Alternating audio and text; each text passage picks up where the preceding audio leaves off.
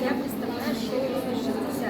В этом году я стала победителем международного чемпионата молодости джуниор компетенции Глеба Печенька.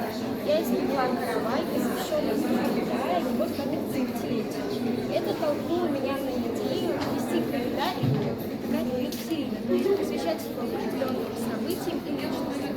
Календарь отображает знаменательные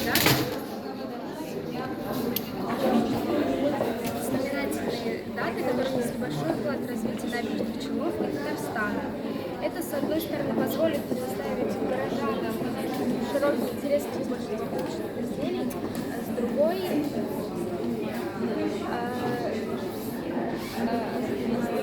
поможет увидеться побольше узнать об истории родного края и о его нынешней личности. Эту идею можно осуществить в любом промышленном заводе, в том числе и пищевой хлеб.